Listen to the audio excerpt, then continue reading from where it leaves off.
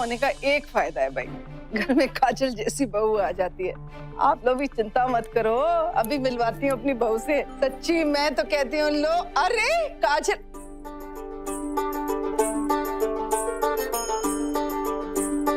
या बैठ, आज तो तेरा ही दिन है, तेरी मुंह दिखाई है।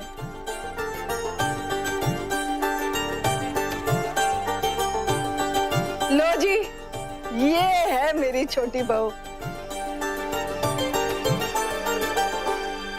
बिल्कुल वैसी है ना जैसे मैंने कहा था, है ना? वैसे शक्ल सूरत तो रब की देन है। इंसान तो अपनी सीरतों से जाना जाता है, अपने गुणों से। और गुणों की बात कहूं तो ये तो गुणों की ढेरी है। आप सबको तो पता ही है कैसे नील की शादी देवयानी के साथ होने वाली थी। वो तो ऐन वक्त पर रब को कैसे मेरे ऊपर तरस आ गया और उन्होंने ये बच्ची मेरी झोली में डाल दी। शुक्र है बाबा जी, शुक्र है अनु, तू यहाँ है? वो मैंने तो देखा ही नहीं। वो क्या है ना, मैं इतनी एक्साइटेड हो गई कि मुझे समझ में नहीं आ रहा मैं क्या बोलूं। इतनी खुश हूं ना, मैंने तो ऐसे ही बोल दिया जी, मिट्टी पाओ, आप तो आओ जी, जिस काम के लिए आए बच्ची को आशीर्वाद दो, आओ।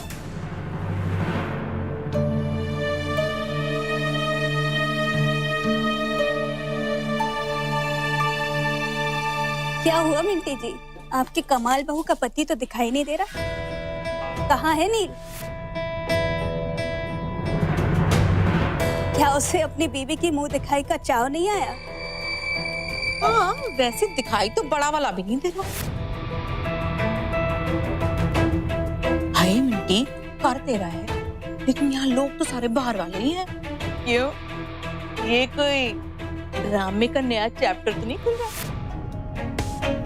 डॉली, ताने मारने के लिए तो सारा दिन पड़ा हुआ है। जो काम करने आई पहले वो तो कर ले।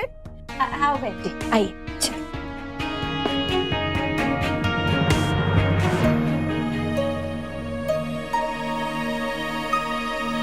काजल, बेटा जो सुबह हलवा बनाया था वो ले आ। जी। Jokes Minty.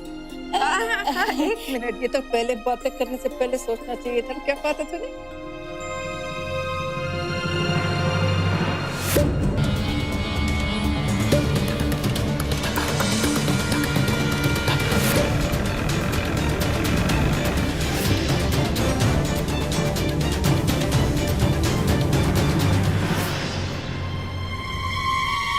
अनु बेटा,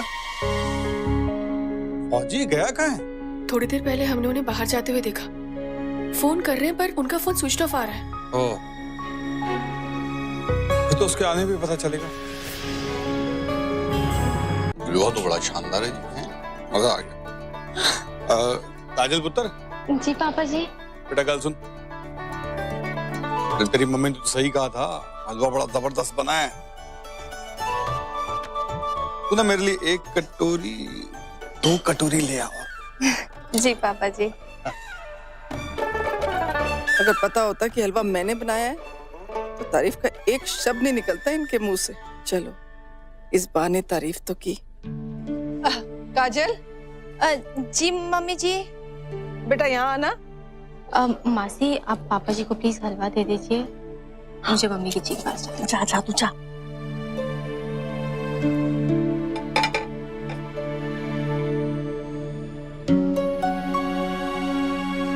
तरीन जी, हलवा। आपने क्यों तकलीफ की?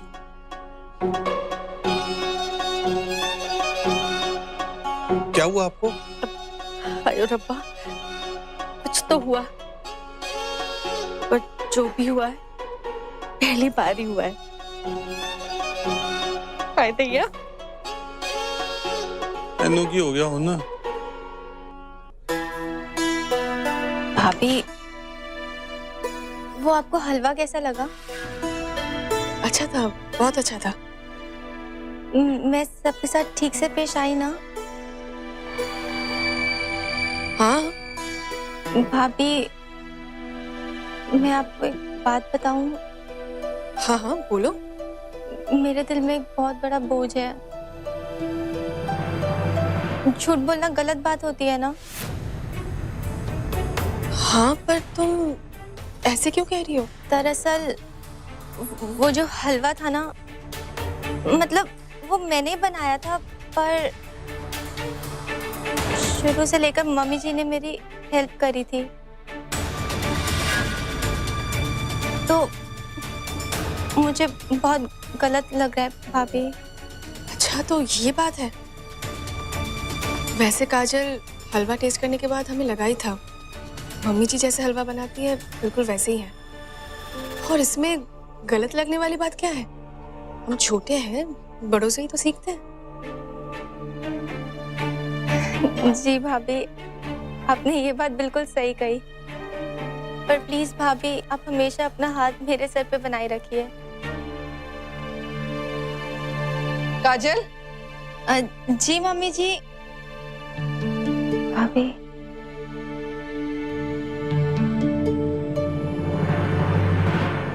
दिव्यानी, ऐसे थोड़ी ना होती है शादी, आधे अधूरे रस्मों के साथ।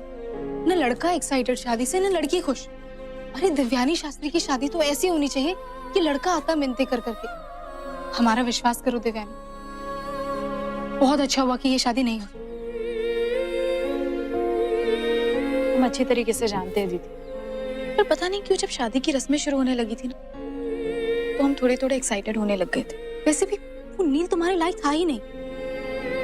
हम तुम्हारे लिए ऐसा लड़का ढूंढेंगे जो तुम्हारे लायक भी हो और तुम्हें बहुत खुश रखे। नहीं दीदी, अब हमें ये लड़का, प्यार, ये शादी, हमें इन सब चक्करों में नहीं पड़ना। अब हम अपने लिए एक अच्छी जॉब ढूंढेंगे, कोई एक अच्छा नया प्रोजेक्ट ढूंढेंगे जो हमें आगे बढ़ाने में हेल्प करे। भाई थैंक यू सो मच आप लोगों के आने का। वैसे अब मैं आपको कहूँ, 2 बेटे हैं, दोनों की शादियां हो गई, 2 बहुएं आ गई। अब तो ना मुझे भाटिया ट्रैवल्स को कह के ना एक अच्छा सा पैकेज लेके बाली बुली चले जाना चाहिए। ले, हनीमून पे जाने की बारी बेटे बहुओं की है और तू अपनी लाइफ रंगीन करने चली है। तू भी चली जाना, क्यों जल रही है मुझसे?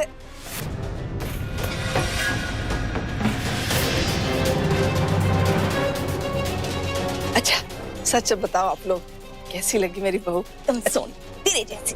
तो फिर एक अच्छा सा आशीर्वाद तो दे दो मेरी बहू को। काजल बेटा इधर आ, अपनी आंटियों से आशीर्वाद तो ले। अरे नहीं पुत्र, बहुत बहुत जिंदे रहो, खुश रहो और रब करे कि तेरी और नील की जोड़ी ना बनी रहे। और सबसे बड़ी बात, तेरा ससुर, तेरा पति और ये तेरी सास, तेरी मम्मी जी तुझे बड़ा प्यार करे। वो तो मैं करूंगी, लेकिन आप लोग कोई उसे दूधो नाव पूतो फलो टाइप का आशीर्वाद दो ना। दूधो नाव ते पूतो फलो। और रब करे कि तेरे घर में ना 2 सुंदर सुंदर बच्चे आए, एक तेरे ते जाए और एक नील ते। ओके? बिल्कुल ठीक। देखो जी, सही लड़की घर में आ जाती है ना, तो घर का माहौल ना खुशियों से भर जाता है। और यही अगर कोई गलत लड़की आ जाए ना, कोई छंट चलाक ड्रामेबाज, अपने आप को बड़ा बोलने वाली टाइप, अच्छे खासे माहौल को ना शोक सभा में बदल देती है सच्ची। शुक्र है माता रानी, तूने हमें बुरी नजर से बचा लिया सच्ची। वो क्या कहते, बुरी नजर वाले, तेरा मुंह काला। एक सेकंड। मम्मी जी, वैसे आप काफी देर हो रही है ना, पापा जी अंदर वेट कर रहे हैं। और वैसे सब आंटियों को भी घर जाना होगा, है ना? हाँ, वैसे लेट तो हो ही रहा है, बहुत सारे काम पड़े हैं। चलो जी, ओके जी, बाय। चल बेटा। अच्छा जी।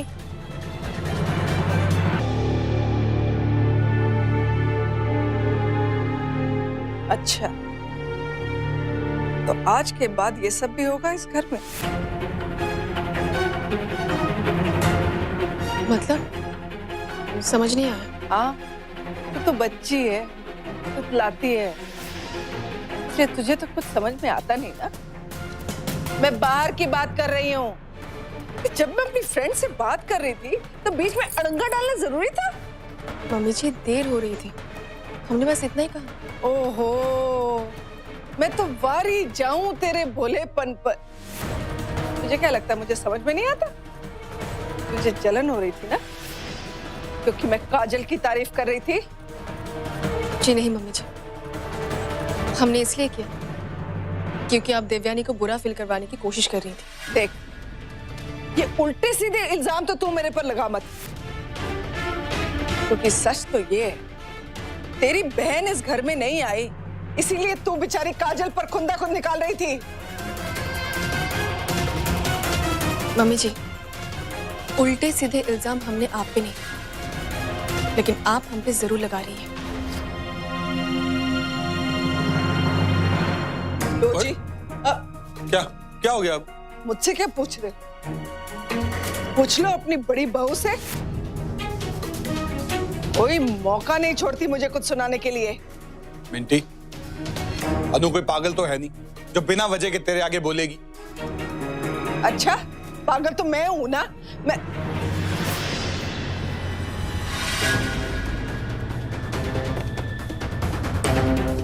रजत, बेटा अच्छा हो गया तू आ गया।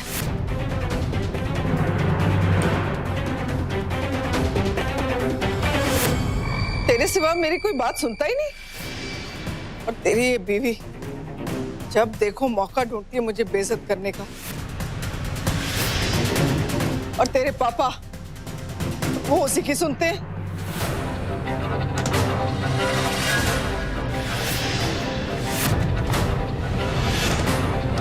क्या हुआ?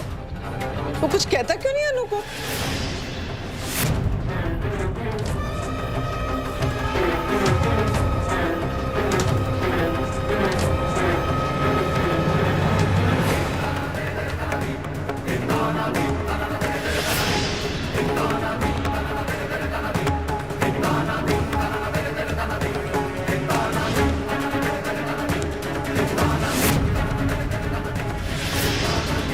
जब तक तुम और मॉम एक दूसरे को गलत साबित करने की ये रेस खत्म नहीं करोगे ना, कुछ ठीक नहीं होगा। अगर हम मॉम को दोषी होने की नजर से ही देखेंगे तो वो दोषी की नजर आएंगी ना।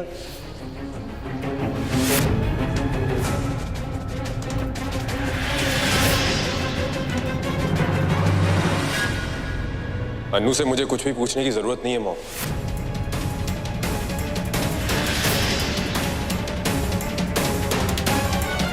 लेकिन हाँ, आपसे मैं जरूर कुछ पूछना चाहता हूं।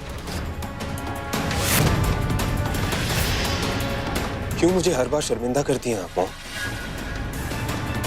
चाहे जो भी हो जाए, मैं हर बार सोचता हूं कि कोई गलत फहमी हो गई होगी, लेकिन मेरी मॉम गलत नहीं हो सकती।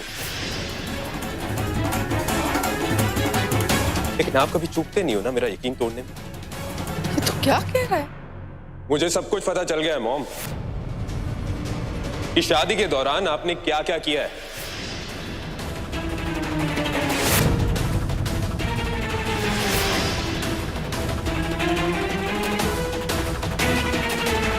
हमारे इमोशंस के साथ खेलना बंद कीजिए आप।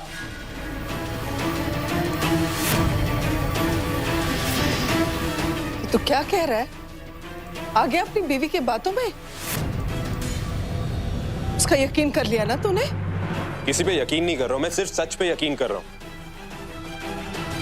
जबरदस्ती के लॉजिक्स अपने दिमाग में बनाने शुरू कर दिए मैंने, ये सोचने के लिए कि हो सकता है कि आप ठीक हो, कोई गलतफहमी हो गई हो। लेकिन सच तो ये है कि आप हमेशा ही गलत थी। क्या किया मैंने?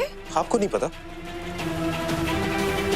तो ये मैं आपको बताऊं, या फिर आपको बताने के लिए आपके उस कोऑर्डिनेटर जग्गू को बुलवाऊं?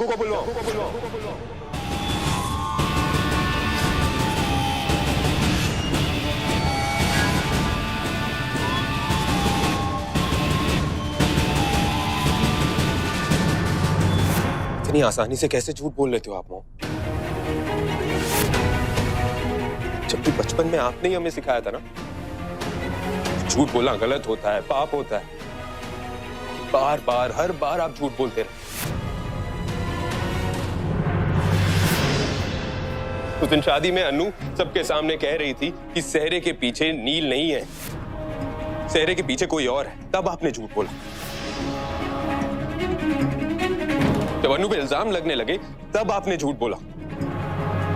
एमएमएस के वक्त जब देवयानी ने कहा कि उस एमएमएस में लड़का नील है, आपको पता था फिर भी आपने छुपाया, वो भी एक तरह से झूठ था मॉम।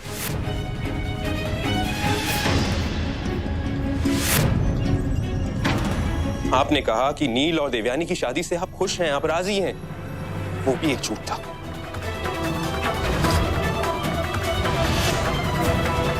और अभी भी आप ऐसे खड़े हो जैसे आपको कोई आइडिया ही नहीं है कि मैं क्या कह रहा हूं। अच्छा, अब समझ में आया कि तू पैसे किस पे वारने के लिए निकाल रही थी। मॉम, अगर आपको नील और देवयानी की शादी से एतराज था तो आप कह देती ना, लेकिन आप तो उस बेचारी की शादी किसी और से करवाने वाली थी, एक ऐसे लड़के से जिसके बारे में आपको कुछ नहीं पता।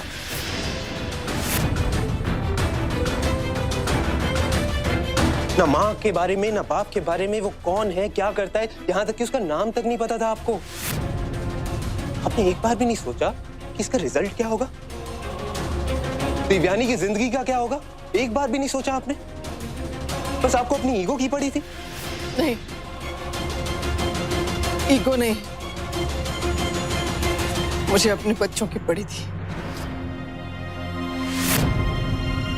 नील देवयानी से शादी नहीं करना चाहता था। तो 4 थप्पड़ मार के उसे समझाना चाहिए था आपको कि देवयानी मेहरबानी कर रही है तुझ पे, तुझसे शादी करके, और आज उस लड़की ने उस पे मेहरबानी की है शादी करके। क्योंकि जो हरकत उसने की है ना, उसके बाद कोई भी लड़की उससे शादी करने को तैयार नहीं होती।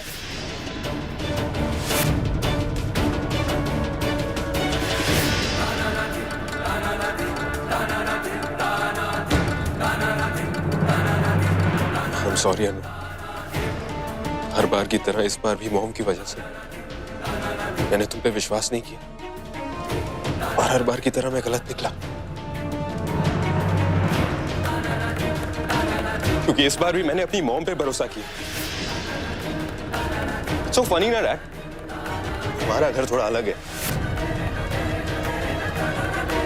दूसरों के घरों में लोग भगवान पे भरोसा करें ना करें, लेकिन अपनी माँ पे कर सकते हैं, लेकिन हमारे घर में वो ऑप्शन ही नहीं है।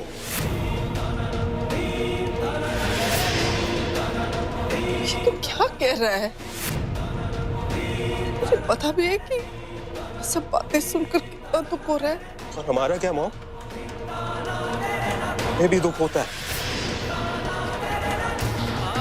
कैसे आपने हमारे बारे में सोचना बंद कर दिया और बस अपने बारे में सोचने लग गई? कैसे आप हमसे झूठ बोलने लग गई?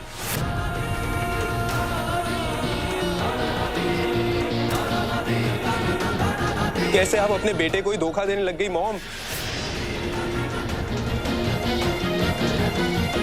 शर्म आती है मुझे ये सोच के कि हमारे घर में इतने दिनों से जो प्रॉब्लम्स चल रही थी उसकी जड़ आप थी।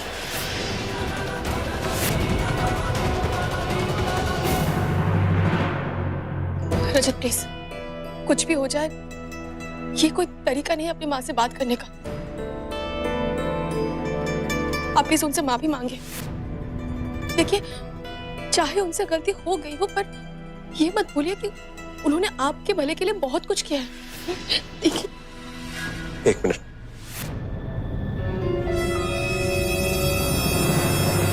हाँ मॉम बताइए, कोई ऐसा झूठ है जो मैं भूल गया हूं बताना? शायद मैंने नोटिस ना किया हो, क्योंकि सच तो ये है मॉम, जब से मेरी और अनु की शादी हुई है ना, हमारी लाइफ में कोई ना कोई प्रॉब्लम्स आती गई है। तो कहीं ऐसा तो नहीं कि उसका रीजन भी आपका कोई झूठ हो?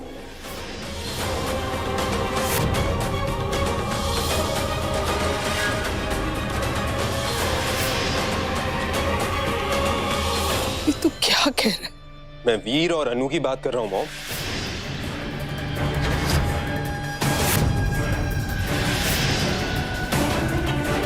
वैसे मॉम, आपको गलतफहमी कैसे हो गई कि वीर का सीरियस एक्सीडेंट हुआ है? नहीं तो मुझे तो कोई गलतफहमी नहीं हुई। अब जिसे प्यार करते हैं अक्सर उसके बारे में ये सब सोच के हो जाता है। तू ज्यादा से ज्यादा टाइम ना अनु के साथ स्पेंड कर, ताकि वीर के प्रति जो उसका लगाव है ना वो थोड़ा कम हो जाए। तो उसका पति है, वो उसका होने वाला पति था, उसके लिए तो चॉइस करना बहुत मुश्किल हो गया ना, तो समझ रहा है ना।